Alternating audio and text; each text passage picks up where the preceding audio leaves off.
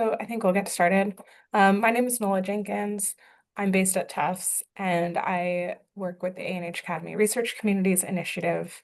I'm so glad you're all joining us here and thank you so much for taking the time out of your day. So welcome to this month's Research Roundtable event. I see a few familiar faces, people who've joined us in the past, but in case you're new to these sessions, I'll give a brief introduction before we turn it over to Tinku Thomas, who will be presenting her work today. In the meantime, if you feel comfortable doing so, please feel free to turn on your camera. And if your internet connection allows you to do that, and then feel free to say hi in the chat box and introduce yourself and say where you're from. And for those of you who are new to the research communities, these research roundtable sessions allow community members to share their research and have conversations about their successes, failures, learnings, and goals. Anyone can present, and we encourage using these sessions to share findings or emerging research that's not yet complete. There are very few requirements to present. We just ask that you have a clear goal and offer a short description of your topic and save half of the presentation time for a discussion with everyone else joining on the call. Some of our past presenters have shared experiences all over, including Ghana, Nigeria, Pakistan, Uganda, and Vietnam. Presenters share their work at the global level of analysis and across multiple countries. And all of this work has been related to the accessibility, affordability, and demand for healthy food. That said, if you'd like to present at an upcoming event, to write a blog, or share anything else, please email us at researchcommunities@tufts.edu, and I'll put that in the chat momentarily. And then moving on to today's session, we will include a brief presentation from Tinku, followed by a group discussion, and feel free to ask questions, give feedback, draw parallels to your own research, or simply listen if you prefer. It's our hope that these sessions foster conversation and share perspectives between people who might not otherwise be able to meet and talk. And so now that that introduction is out of the way, I'd like to turn it over to Tinku Thomas to introduce herself and get started with the presentation.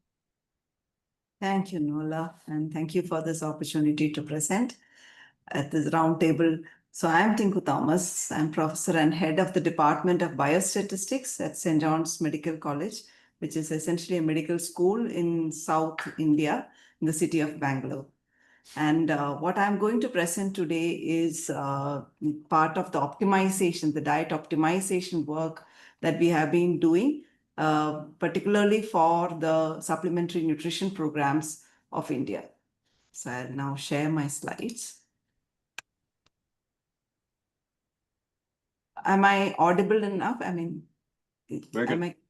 Yes. Okay, that's good. Thank you. So the topic of today's presentation is modeling low-cost nutritious diets to guide food assistance in India. And this is a collaborative work along with many more colleagues, but primarily with Professor Andrea Kurpat from the Department of Physiology in St. John's and Professor Sumati Swaminathan from the Division of Nutrition in St. John's. And the work that I'm presenting were funded by WHO India Office and by the Bill and Melinda Gates Foundation. So a brief introduction to the Integrated Child Development Scheme of India. For those who are not familiar with it, it is a popular flagship program of the Government of India. It is quite an old program. It was launched in 1975. And it is primarily sponsored by the central government, that is the federal government, and then supported by the states. And it is implemented in all states and union territories of India.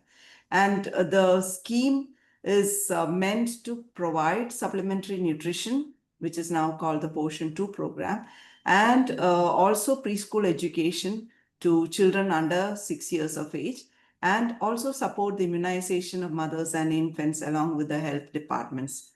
And these services are provided through Anganwadi centers, what we call as Anganwadi centers, which cater to a population of about 1,000 in a geography. And these are some pictures of the Anganwadi centers. So the ICDS supplementary nutrition program, which we will concentrate on, is aims to bridge the gap between dietary requirement and daily dietary intake of preschool children. When I say preschool children, I mean children from 6 months up to 6 years.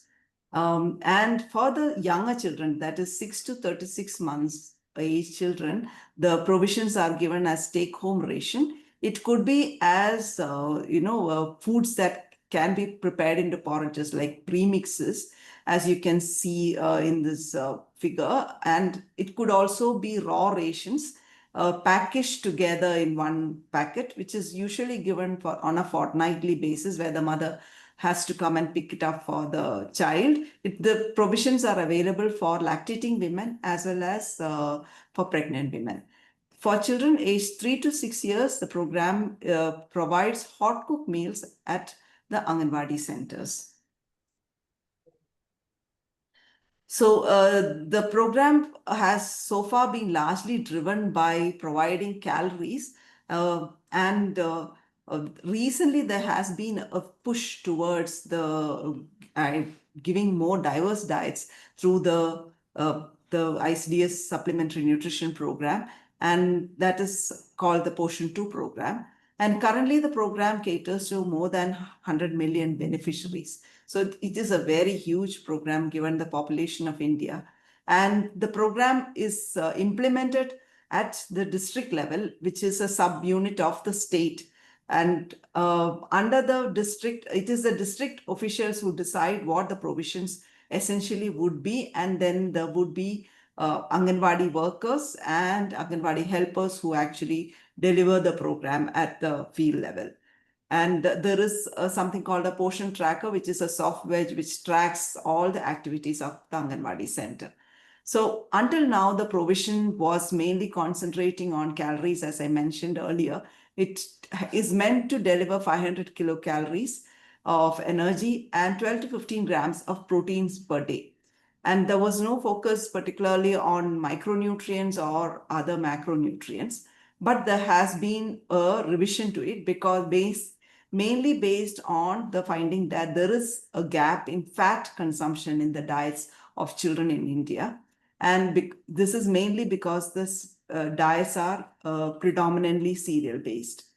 So with the aim to provide diverse foods, there is also emphasis on giving locally available green vegetables, fruits, nuts, and oilseeds through the program. So there has been a revision of the guidelines for the program. And according to the current guidelines, the energy has reduced from 500 to 400 kilocalories. And in addition to protein, fat also has been included, and other micronutrients. And the micronutrients are expected to meet at least 30% of the energy requirement of the beneficiaries. So based on this is a tough task, because adding so much fat so that the provision is dense, energy dense, and it all meets the protein and fat in a lower amount of calories is a difficult task. And that is why an optimization program was deemed to be required.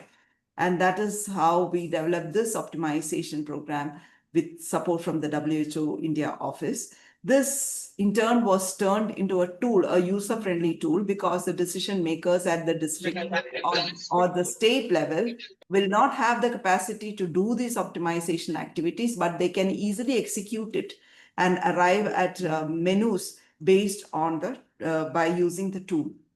So I'll just briefly take you to the development of the tool and what it actually gives. So essentially, we went through an exercise of nutrient gap analysis with the current provisions, and then developing an algorithm for arriving at what the optimized solutions would be, and then developing this easy to use web interface. And this was done in collaboration with 6 collaborating centers across the different regions, which covered all the states of India. And the processes, as usual, we had to get different kinds of permissions and approvals. We had a diet database which was developed for the purpose, and then we had SOPs for all the activities. So we essentially got data on dietary behaviors in terms of what was provided in the under the take-home ration and the hot cooked meal provisions in the Anganwadi centers in each of the states. We also got some data on what are the preferred foods that are given to children in this age group at home. So that if we were to suggest revised menus, what are nutritious foods that we can recommend. There was also market surveys in order to understand the cost of these foods, the raw ingredients, at the rate, also the rate at which they are purchased for the program, because some of the foods are provided on a subsidized basis. So for this, the district officials who are called the CDPOs were also interviewed to understand what is the subsidy that is available for them. So we covered all the states, and we covered 2 districts in each state, 2 Anganwadi centers per district, and 10 beneficiaries per Anganwadis. This was a sampling plan. And what we found was that energy and protein recommendations are generally met. When I mean main recommendations, what I mean is according to the guidelines, what is expected, the old guidelines, 500 kilocalories and 12 grams of protein. Most states met that through the program, but there was a deficit of fat in more than 50% of the states in the provisions they were currently giving, essentially because fat was not part of the guideline. And 50% of the states did not have milk. Some of them had added vegetables and fruits into the provisions. So we had access to these were the different databases that were used. One was the diet database, so a database of foods. Then we standardized recipes with the help of the collaborating centers for each region, so that we could optimize the hot cooked meal program. Then we had food price data, the ICDS guidelines, and some data on what are mandated fortification in India. And what is essentially running behind all of this is the linear programming algorithm, which minimizes the cost for for certain combinations of different foods. So the tool essentially can optimize for each state. So you can see here that it is now an optimization for the state of Andhra Pradesh, and it is optimizing for take-home ration.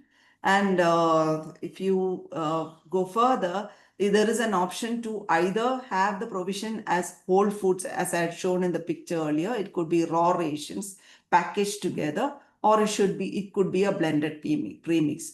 Depending on what the state gives, this the optimization would vary, and we can choose an age group. There are also local language variations of all the foods, so the user can choose the foods that they would like to include into the optimization, and the list of foods is restricted to the state or the region that they have chosen. And there is also provision to change the prices, because this is based on the market survey that we did, but the user can change this, the price of each of the foods. Based on these inputs, there is an optimization that is run, and that optimization will give an output like this, which recommends that so much quantity of each of these foods should go into the take-home ration provision. As you can see, it says like 47 grams of whole wheat. This is for one child, and it also gives the cost. So you can see a total provision of 103 grams per day with a cost of 5.97, which is well within the government budget of 8 rupees per day. It also gives a nutrient analysis, and it shows what all nutrients are being met by this optimized solution, and a green bar indicating that the nutrients are being met. The next I will show what happens with a hot cooked meal. This is a little more challenging because what we have here are cooked foods. For take-home ration, it's always the raw ingredients that we are considering, whereas for hot cooked meal, it is a cooked food, and we have a lot of recipes to deal with. And these recipes are based on the data that we collected from each of the states. And the user can also choose combinations that they would like to work with. For example, they can have options of steamed rice with spinach curry or a carrot fry. So these are the options that the user can choose. And again, there is the recipes or the ingredients of each of the curry. For example, spinach curry, this is a list of ingredients that are required so that the user gets an idea as to what goes into that recipe. And that is, once that is done, again, cost editing feature is there.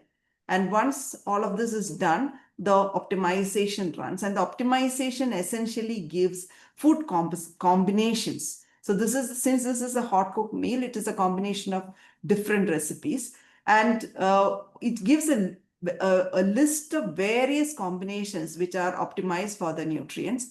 And what you can see here is, if I select steamed rice, there are combinations with steamed rice that come in. And using this, I can build a recipe for 6 days, because these Anganwadi centers work with 6-day cyclic menus. Some of the menus can be repeated for 2 days, but they can have individual recipes for each day also. So me as a user can build this recipe based on what I think is a best variety and combination. But eventually all of these together will give you an optimized diet which will meet the nutrient requirements. So here you can see, based on the cyclic menu that has been built, I get an optimized menu, and which is at a cost of 4 rupees per day, and weekly per day per child, which is again well within the budget allocation of 8 rupees per day.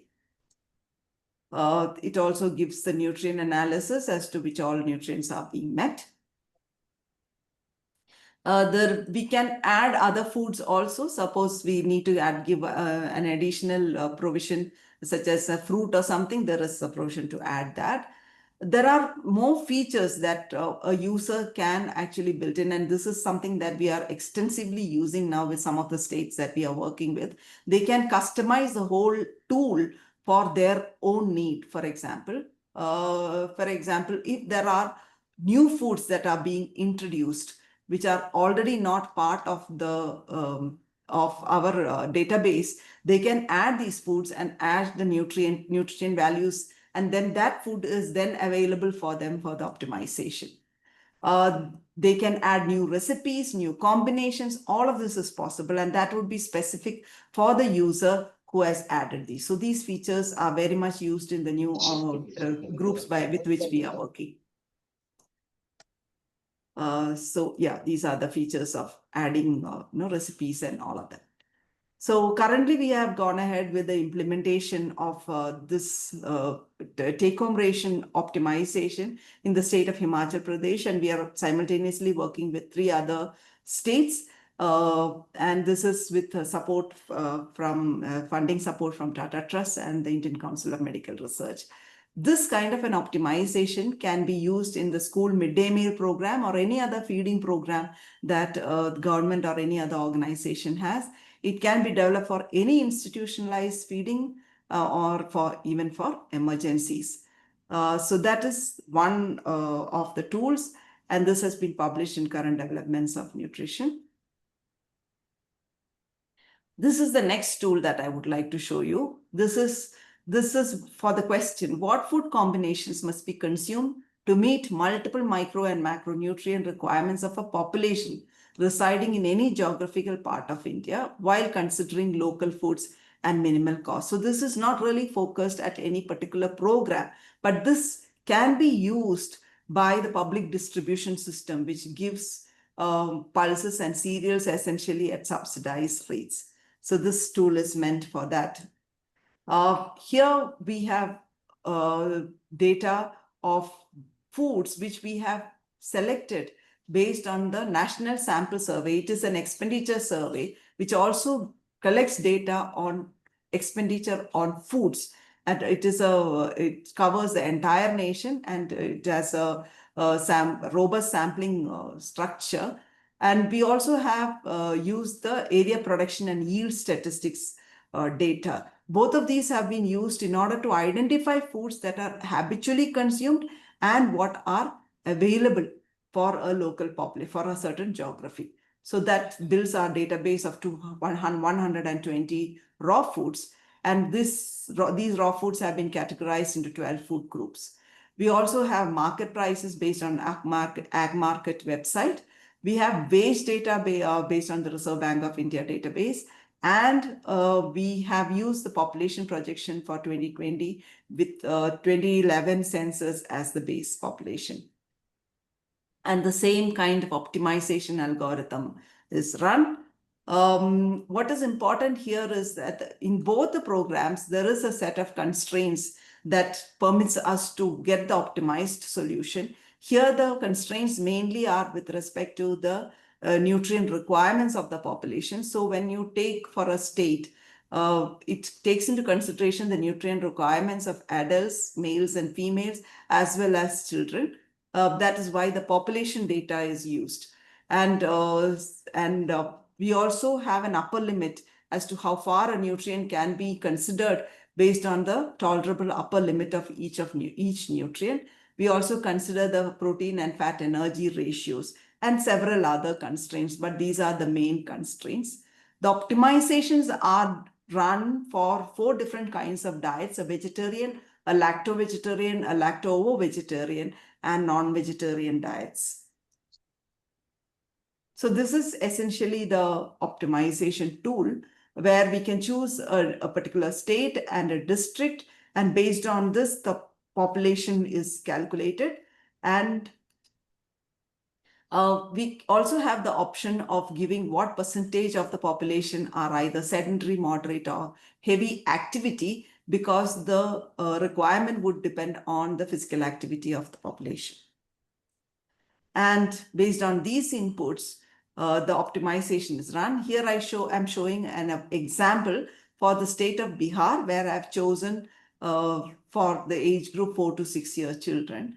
And what you can see is that the optimization is run. This circle kind of shows what proportion of the foods are provided by each of the food groups. And the total cost per day for the child is coming up to 34.7 rupees. I think that would be about less than $0.50 US. And this is for the entire population of Bihar in the age group 4 to 6 years. This is the cost in Indian rupees.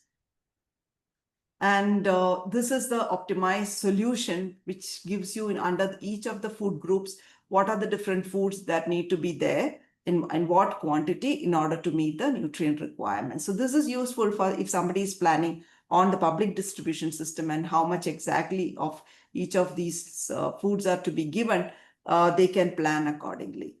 And this also has the option of changing, altering the cost of the. So if one were to subsidize milk, then you can see that milk products will occupy a larger proportion of the diet distribution, and it will be given at an optimized cost of 28.4 rupees as opposed to the earlier cost of 34.7 rupees when the milk was not subsidized. So this people can play around with giving subsidies, how giving different subsidies for different foods would eventually meet nutrient requirements, and how that would how much that would cost as a total food package. We also have a household affordability check. Once optimization is done, we can build a household with a certain composition. Here is a household which with each of these groups, and for that, given the Bihar situation, we know what is the average wage per day for Bihar. Based on that, we can see whether the diet is affordable or not, and what percentage of the wages would go for the food. This has been published in public health nutrition. And in addition, we have some other individual nutrition diet optimization programs. this particular program is now taken a different version. We are working with AI-supported optimizations for individuals with more personalized recommendations. We also have a nutrient inadequacy calculator based on the nutrient requirements of the Indian population. All of these are hosted in this website, datatools.sjri.res.in. And this is the team which has tirelessly worked behind all of this work. And I would like to acknowledge these collaborators who supported the activity. Thank you very much.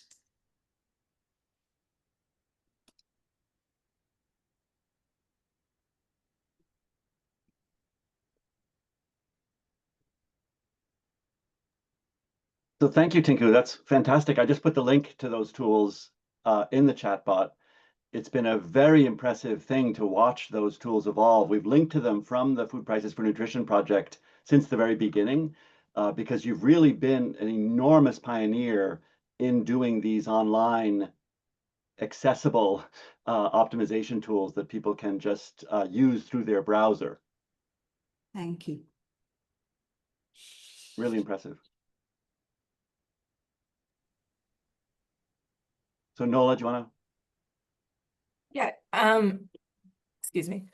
If anyone has any questions, please use this as an opportunity to ask them. You can turn on your microphone and ask out loud, or if you are unable to do that or feel uncomfortable doing so, please feel free to use the chat to do that as well.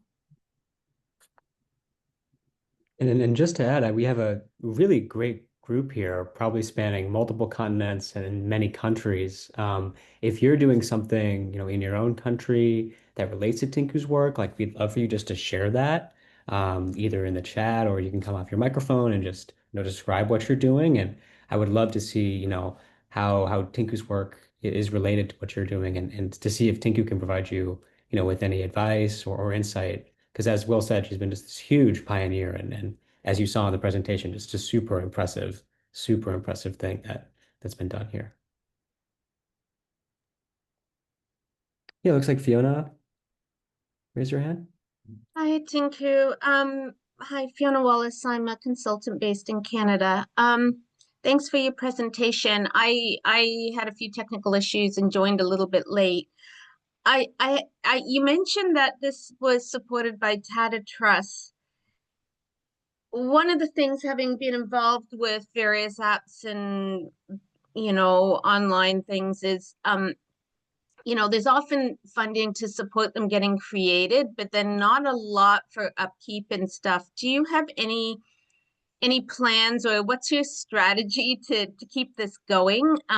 Because it's kind of an ongoing problem, and I don't know, I'd just love to know learnings on how you've launched this nice idea, like how do you Sure. how do you get the seed to keep it going? Thank you, Fiona. That's a very important point. It's not enough that we develop these tools. So Tata Trust is funding us in actually implementing this. So that is the good part. So it was WHO and the Gates Foundation that funded us to develop these tools. But in actually reaching out to the state governments and implementing the ICDS optimization tool, that's where Tata Trust is coming. We meet the government officials, we discuss the diet optimization with them, they share the current provisions, we do the optimization based on that. And we are doing this now currently in one state primarily, we have gone far ahead, and the 3 other states are in discussion. So we have, thanks to Tata Trust and all other well-wishers and the governments, the state governments, they're quite keen to go ahead with optimized solutions. So we are thankful that, we have been able to implement. Yes, we are lucky. Yes, I should say. Great. Thank you. Implementation along with evaluation. It is not just implementation. So we are doing an evaluation as well.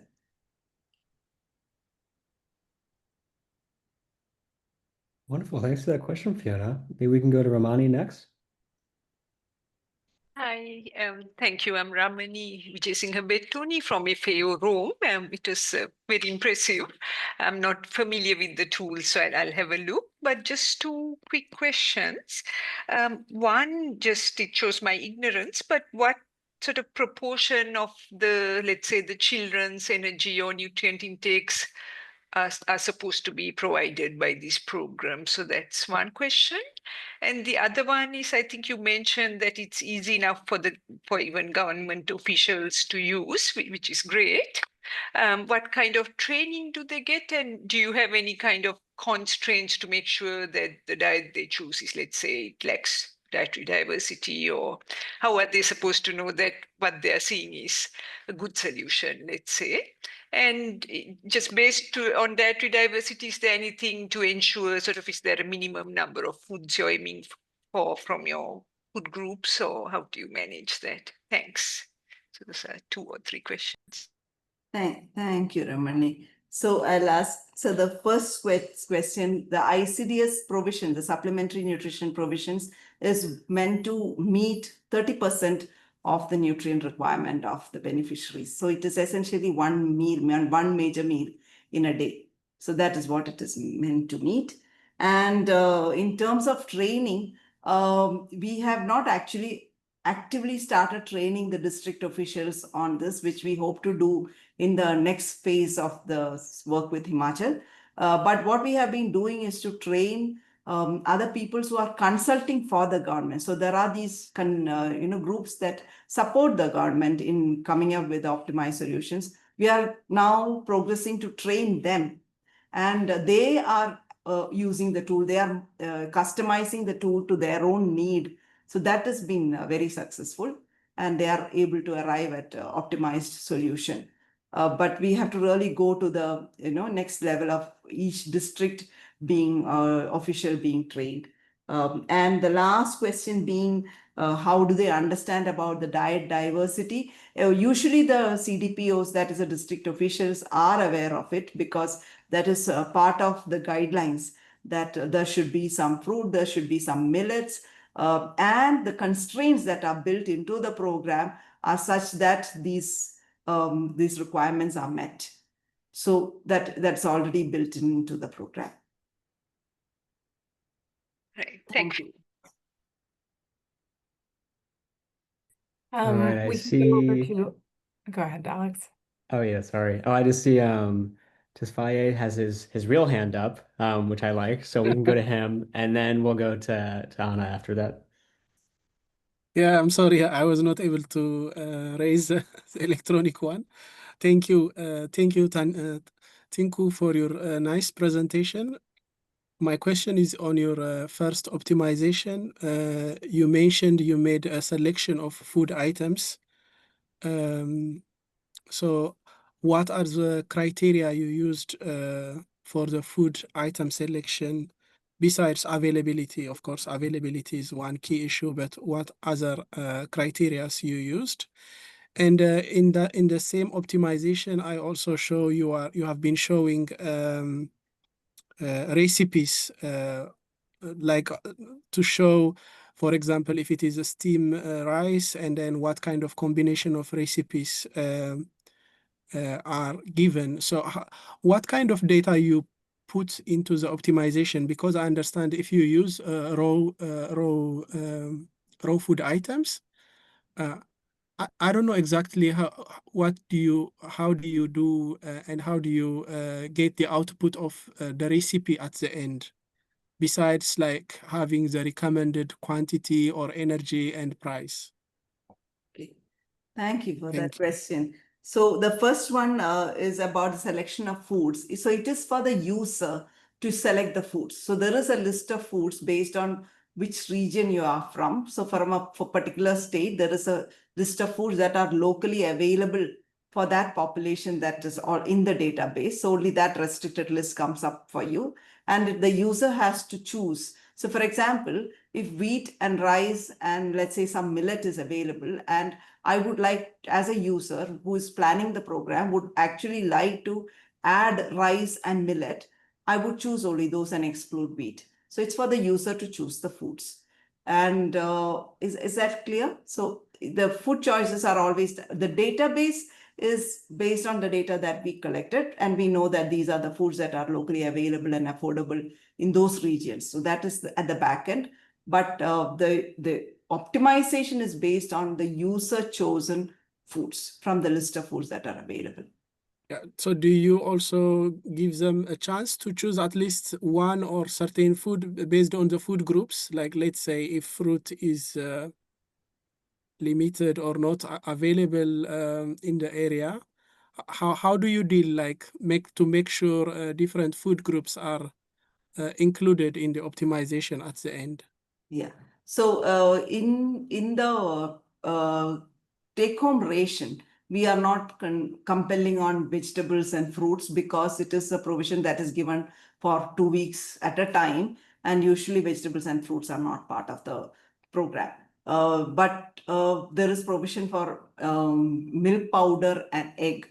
Now we have not put so many constraints that somebody should choose this, because it is very much dependent on each government whether they can actually afford and source these foods. So that compulsory inclusion is not there, but there is always the provision so that one can try out, is this something that I can also accommodate and get an optimized. So for example, somebody can try out with half an egg per day, or twice in a week the food. So that kind of a combination is possible.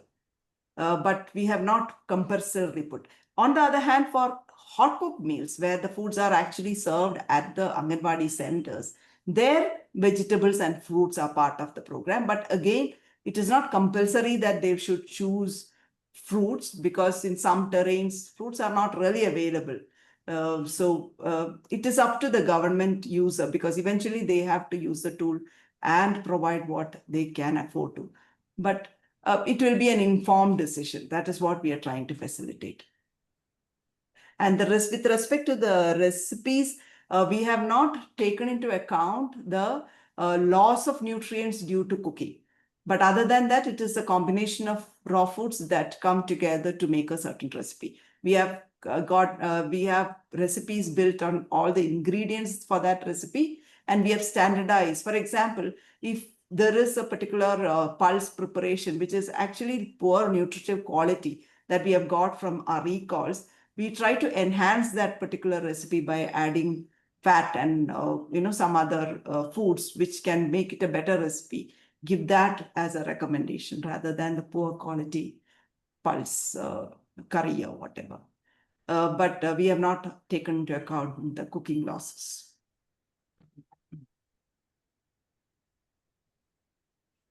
Thank you. Thank you. We can go over to Anna now. Yes, thank you.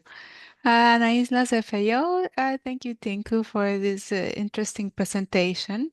I think I'm building up on the question by Tesfaye to try to understand if you are using food groups or just individual foods for the modeling, or what is this, what exactly? I understand that maybe like for the take-home ration, you may exclude some food groups that may not be possible to include because of cold chain and things like that. But that was my first question. And then if you use food groups, where did these food groups come from? Like what kind of food groups are you using? And then finally, the other question is, are you assessing in any way? You said you had gotten information on the favorite foods that they consume at home, but did you get information on the rest of the diet for some of the children, or are you planning to do so to check how these meals or take-home ration are actually contribute to the whole diet? Thank you. Thank you very much. So food group, we are actually working with foods because under a food group, for example, cereals, we have a list of foods that are listed. The only thing is in the arrangement in the tool, they are given as food groups so that it is easy for the user to pick the foods. That's the only thing, but we are essentially working with foods. The optimization is based on foods. That is for the first question. And the second question, yes, we did explore how the take-home ration is prepared and fed to the children at the at homes. That is more of an exercise when we are actually going into the implementation part, because we really need to understand as to how these take-home ration translates to recipes at home, which are consumed by the children, and what more the mothers add. For example, if you have a porridge powder, which is typically many states have some kind of porridge powder kind of a mix, which has millets and cereals and pulses and so many things. And what do they make out of it? So that is mainly a part of the implementation part. We actually get dietary calls. We are calculating the gaps. And in our exercise in Himachal, what we found was that the energy gap itself was only around 200 kilocalories, although the ICDS provision is about 500 now, and the revised provision is 400. Actually, the gap is only much lesser. So you don't have to give that lot of cereals. It better be a more nutritious provision, which is having, and that money can be channelized to more nutritious food. So that is the evidence that we are bringing in our implementation part. Thank you.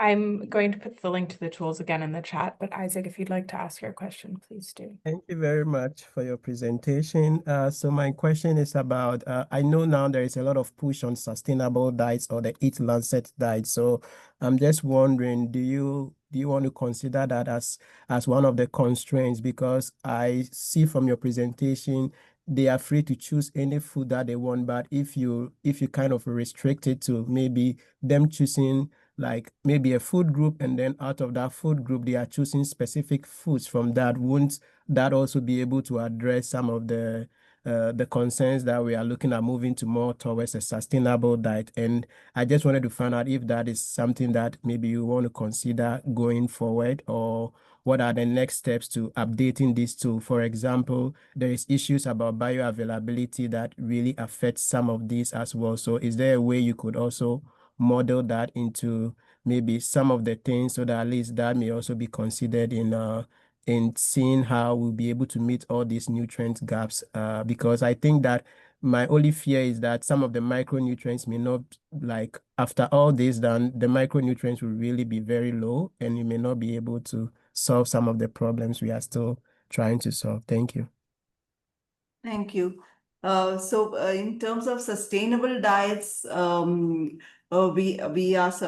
we have to move that step. I mean, we have not considered that. You are absolutely right, and that is a very important step that we should take next. For example, there is a major push towards including millets in the supplementary nutrition program, as well as in the population at large. Bringing back millets into diets, which are considered more sustainable given the Indian geography. But we have really not considered that as part of our recommendation or the optimization work. That will be one step that we will be taking later. In terms of bioavailability of the nutrients from the different foods, that is again, that is taken into consideration while building the nutrient database. So what the nutrient database that we are accessing as also consider the bioavailability of the foods. But what is tricky is that when multiple foods come together, what eventually happens as a mixture. For example, somebody consumes an iron-rich food along with a vitamin C-rich food, that becomes more bioavailable. That is not considered. That is not featured. But as a food itself, we know what the availability of the nutrients are. Thank you for the suggestion. And while we're waiting for other questions, I put a bunch of links to additional resources if people are interested in following up on this. This is a very rich area of work and lots of opportunities. And Tinku and the team that she explained are just really global leaders, in this area of producing these online tools. I'm not sure who is next. I think Joyce. Yes. Joyce is up next. It's me indeed, Joyce. Thank you so much for that good presentation. And I like the tools. They seem to be user-friendly. The way you were clicking and easily finding the results. So I really recommend the tools. However, I have a comment on the second tool where you went up to checking the affordability levels.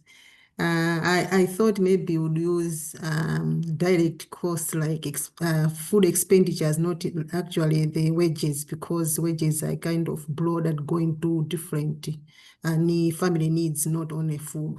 So I just want to understand from your part why you chose wages over food expenditures or food costs, household food costs. Yes, thank you so much. Thank you. Actually, that was, we just did that so that we, let me explain. We wanted to approach it in a very simple manner rather than going through a very complicated approach. So for us, the simplest approach to check whether this is something available, affordable even for the poorest of poor in the population was a simple calculator and check.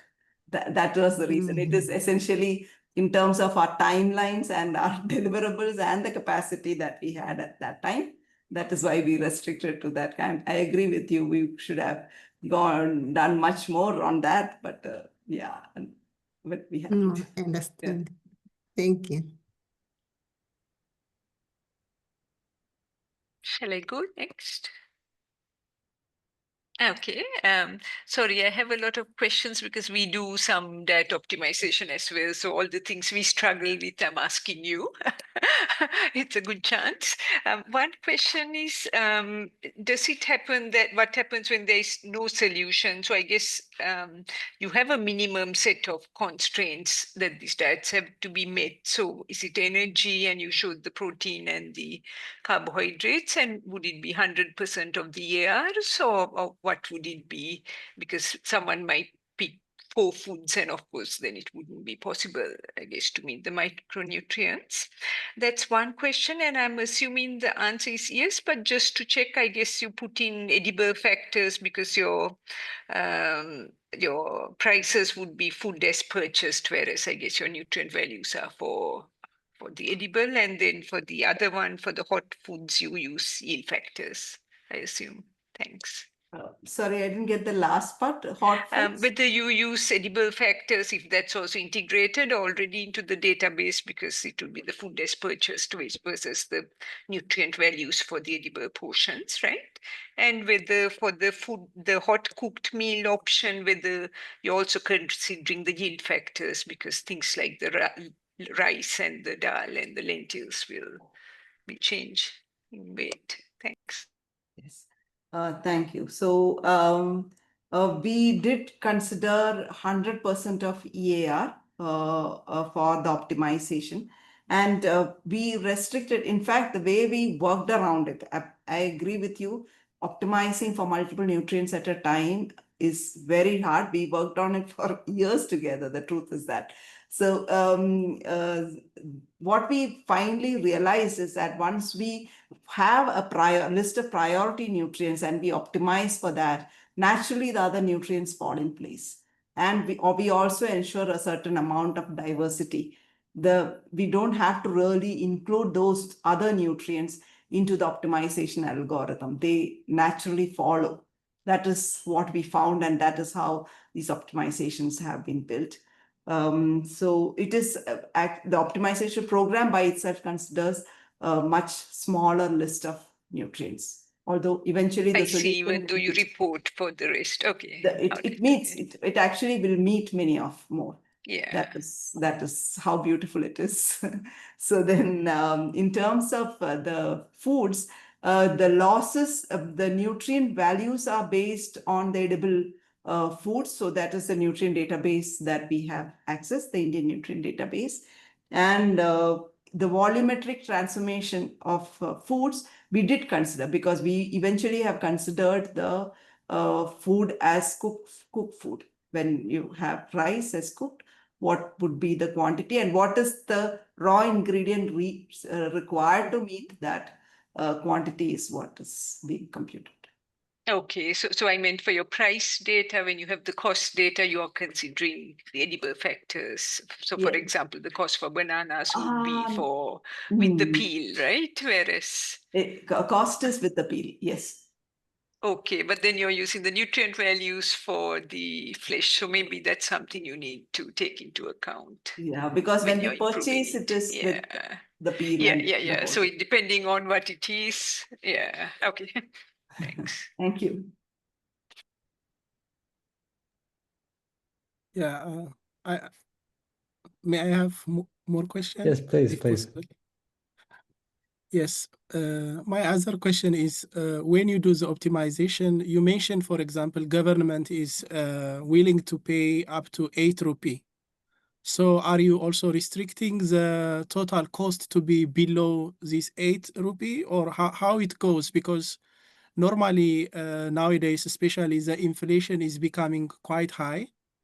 How do you account that? The increasing price change over time, and also how your optimization, I mean, when it comes to government making a choice, how do you see that part? Yes. Yeah. So the choice of the food, as I mentioned earlier, is with the user, who is usually a government official. And they have the option to edit the cost of each and every food. For example, rice in the market costs more than 50 rupees per kilogram. But for the ICDS program, rice is available at 2 rupees per kilogram. So the user can actually edit the cost that is already given. And if they have to purchase oil, they will probably purchase at a much subsidized cost. So the user again can enter. So depending on which state, which region they are from, and what subsidy they can avail, they can edit the costs. So that is one thing. And what was your other question? Yeah. Regarding the inflation, yeah, inflation is. Yeah, so since the cost at any time of optimization, since the user can account for the actual cost, they can do that. The optimization is not constrained to meet 8 rupees. So sometimes when you run an optimization, depending on, let me say, I added apples into my optimization. Naturally, the price will go beyond 8 rupees. But it is for me to then figure out, is it possible for me to purchase apple at a subsidized cost so that the nutrients, this is usually a case with milk, particularly milk and egg, which is part of the subsidized, the subsidy program, the supplementary nutrition program. They start with the market price of milk, and then they approach the Milk Federation, which is a cooperative, and negotiate with them for a subsidized rate. So right now, the optimization is not constrained to 8 rupees. It can go anything above that. But then they have the option of then having the negotiations of, figuring out what subsidy they can avail, and then putting in the subsidized rate in the optimization, and then see how much milk has to be provided such that the nutrient requirements are met. So it is, I mean, you can work with the program any number of times. That is how it is. Okay. Yeah.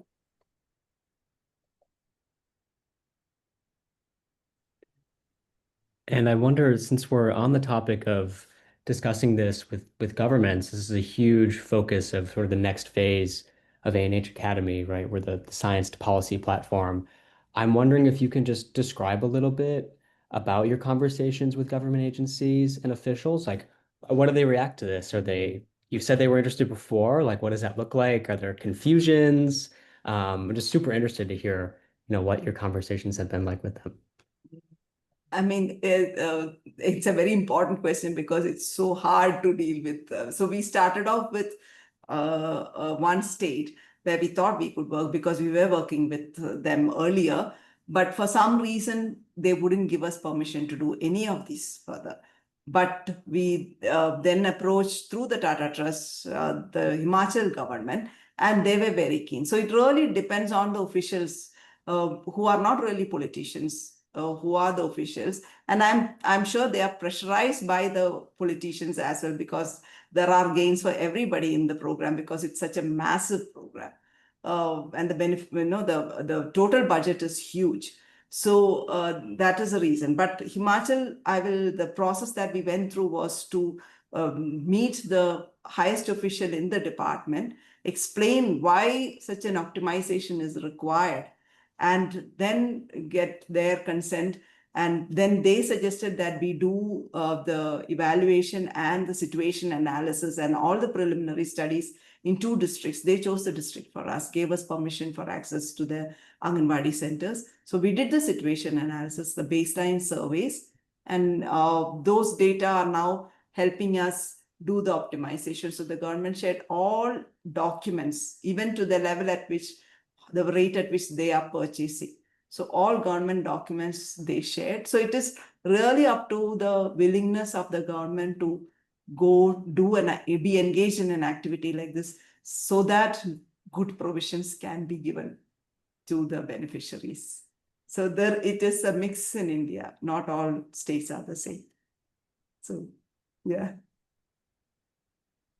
And if there aren't any other participant questions or comments, I wanted to ask maybe one last one. So Tinku, you are in Bangalore, in the center of software where you can hire absolutely top-notch programmers, world-class programmers, right? And do this magic thing in Python and other software tools behind the scenes. And as you said, you also have the support of the Tata Trust, one of the leading philanthropies in the world, with this, strongest kind of commitment and demonstrated. Can you say a little bit about what you've learned for people who are in less, who have less programming talent to draw on? Presumably, you showed us the list of people you worked with directly. If one was in Ethiopia, if we're in Ghana, if we're in Kenya, or even us in Boston, where we don't have Bangalore level programming talent right there available to us, say a little bit about how you think this line of work, this area of work, could and should evolve. How can St. John's kind of help others do this, adapted to their school feeding, adapted to their fortification policies and their context? Thank you. That is a very important question. I would like to acknowledge that some of those colleagues who actually worked in this have actually joined here. They wanted, I invited them to listen to this presentation, so they're here. But yes, you're right. We had, really excellent, capacities to build all this and to do all this work. So essentially, linear programming and optimization can be done in Excel. The problem is in building the constraints. So it is a deep understanding of what really goes in such that you can get these solutions. So that is a lot of background work that we did with a lot of failures, I should say. And eventually we learned that for example, when we started, we tried to optimize for 25 nutrients. And we soon realized that that is not possible because the kind of foods that we are talking about. So, and if we just optimize for a few list of foods, we will achieve the optimization for the rest of the nutrients. So these are some learnings which is of course there. But in terms of capacity, as I said, Excel and an understanding of the foods and the food interactions is what is required. But how we can facilitate is we are happy to handhold or help anyone who is wanting to do this kind of an activity. And thankfully for us, Tata Trust is supporting this work. And so all of these, my colleagues are supported by Tata Trust. Some of them had to, of course, leave the program once the project stopped, but some of them are continuing in the implementation phase as well. So they are with us. And with some additional support, for example, how far we have to go. If it is just initial conversations on how we did it, we're happy to facilitate that, and that can be done. But if somebody wants us to develop something for it, that might need additional fundings. But we are happy to discuss and share whatever we have learned. Thank you. Thank you. Yeah, I think this is a wonderful example of how the ANH Academy research community can potentially facilitate these interactions between people over enormous distances and very different circumstances. But your work is just extraordinarily impressive in terms of the ability that you've had to connect the dots between the software, the knowledge, the domain knowledge, and the policy action. Very impressive. Thank you. Thank you very much. Great. Thanks again, Tinku. That hour went by super quick, probably because the presentation was so great and the Q&A was so lively. So thanks to all who joined. Thanks so much, Tinku, for presenting. I just wanted to flag that if you're interested in sharing your work in a future event, you can reach us at researchcommunities@tufts.edu. And you may have noticed in the last newsletter an announcement about research communities, which is that we plan to launch a new one about food loss and waste, and sort of the supply of food in the coming weeks. So please do stay tuned. We would love for you all to join that community if it's of interest to you. And just want to thank you all again for being here. We hope to see you at our next event later this month, because we have 2 events this month. So thanks again. Thank you very much. Thank you very much for the opportunity and all the suggestions. Yeah, thank you very much. And I encourage all of you to try the tool.